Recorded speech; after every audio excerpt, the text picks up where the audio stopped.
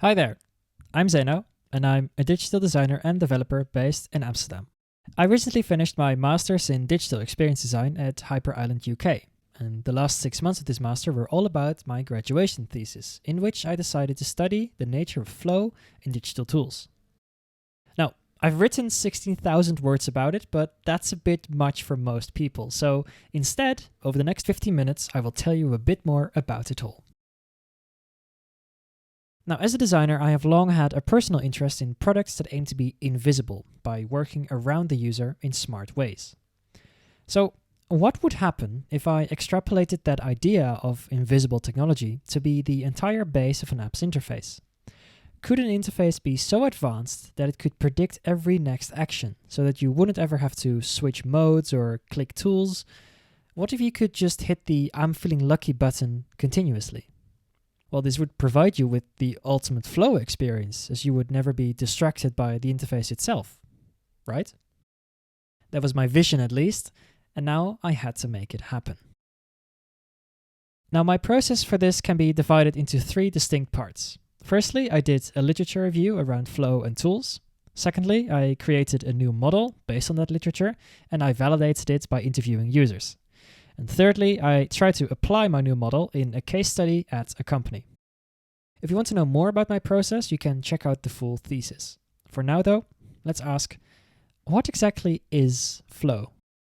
It's probably a term that we're all familiar with, but the word can mean different things to different people, and the feeling is highly personal. So let's first discuss what I mean exactly when I talk about flow. Now, in the 60s, the psychologist Mihaly Csikszentmihalyi, who is as important as his name is difficult to pronounce, was studying problem solving in artists. He became fascinated by how they could be completely focused on creating their art piece. In a follow-up study, he interviewed composers, rock climbers, dancers, and many more, asking them to describe what it felt like to practice their craft. Now, the interviewees had varying accounts, but all described similar sensations. And many people mentioned the word flow, which is why Csikszentmihalyi named it exactly that. Flow describes the mental state in which you become fully entrenched in whatever activity you enjoy doing. So much so that you lose your track of time and sense of self. Your actions and the results thereof sort of sync up to become one experience.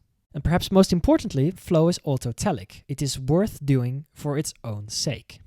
Flow experiences make us feel good for some reason. And because of this, flow creates intrinsic motivation. The activity itself will motivate people to continue, often seeking out new challenges and bettering themselves. Flow occurs when your skills, what you're capable of doing, and the challenges you perceive are in perfect balance. And it's a tricky balance to get right, because when your skills outweigh the challenges, the activity won't be engaging enough to require your full focus, and you will experience relaxation or boredom.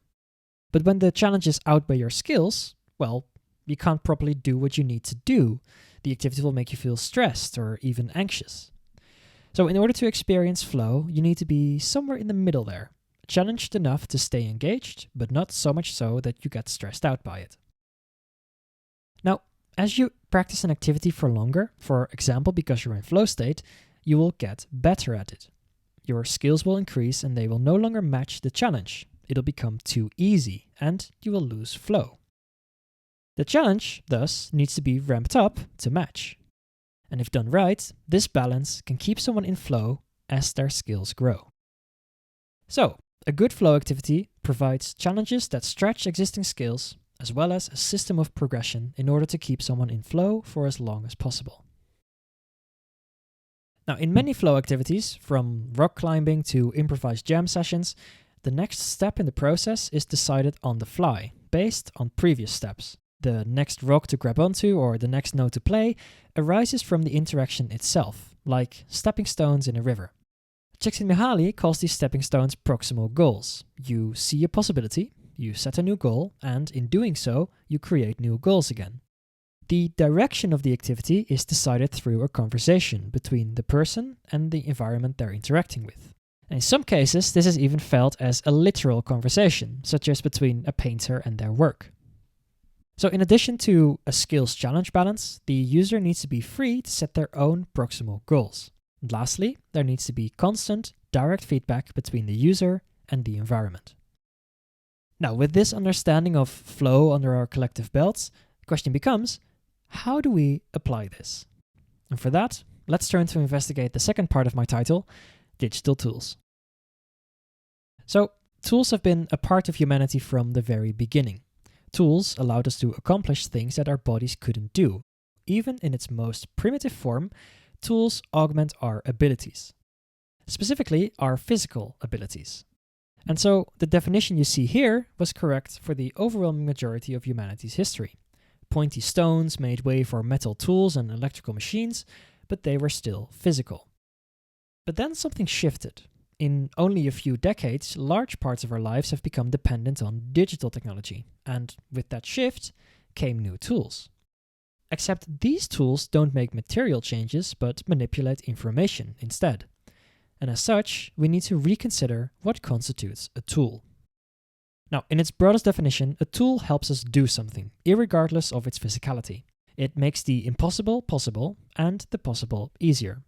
Fundamentally, tools are meant to help you get your work done, whether that is super creative or really productive, doesn't matter. Now, over the years, we have grown accustomed to interacting with digital tools. But how flowy are these interfaces exactly? I have studied a few trends and how they relate to flow. Firstly, let's talk about expressiveness. An interface's primary job is to provide access to a system's data, right? To allow a human to interface with the system. Now, unfortunately, this often results in interfaces that directly map to the binary data they manipulate. As an example, Adobe Lightroom. It's a brilliant photo editor, but our interaction mostly consists of adjusting sliders. No matter your skill level, no matter the emotion between you and the picture, it's always the same sliders. Now, contrast that with a tool like Figma, which is primarily a design tool, but because it provides an infinite canvas and shows other people's cursors, it allows us to experiment, play around, create whole worlds inside of Figma, and that experimentation will keep everyone in flow for longer. Secondly, prediction. Now, a core principle of flow is knowing what to do next. Those are the proximal goals I talked about. Luckily, modern software is super smart and can predict the next step for us. Thanks to AI, our interfaces can now serve as curators of content or even assistants doing the heavy lifting for us, which, as you can see here, is quite remarkable. But as amazing as these interfaces are, they don't really tell us how they're doing what they're doing. So we can't really learn from them and start doing it ourselves. There's no opportunity for growth and thus little flow. And lastly, let's talk about immersion. Interfaces have become omnipresent in our lives, and unfortunately, they're usually trying to sell us something, either by trying to keep us scrolling past ads or actively taking us out of our flow.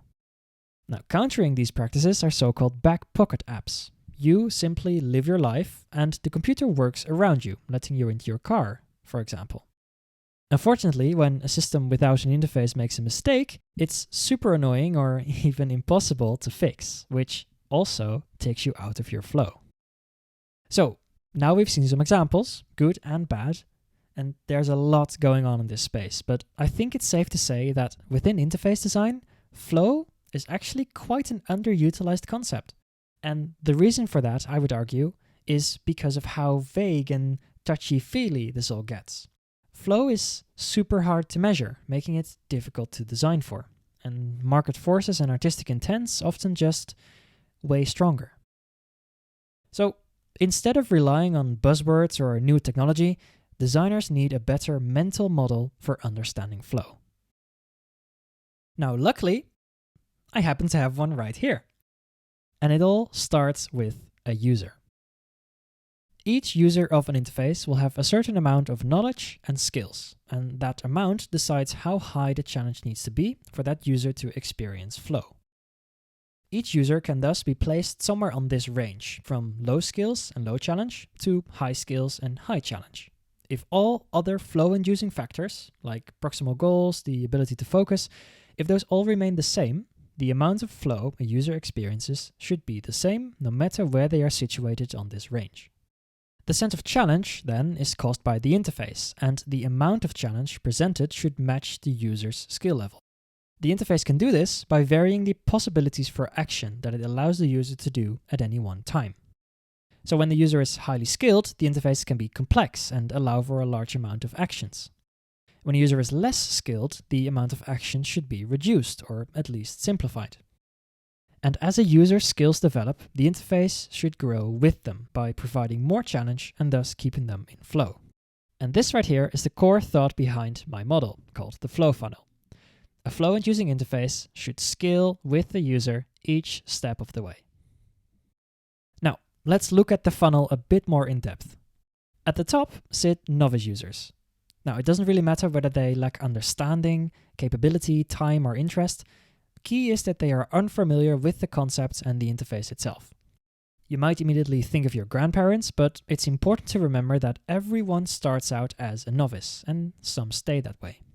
Novice users are brought into flow by assuming the role of director. They simply describe what they want or need, and the computer pushes the buttons for them. Sometimes this can mean literally telling the computer, in natural language, what they want it to do. Another way is through magic buttons, such as the Auto Enhance button in your Photos app.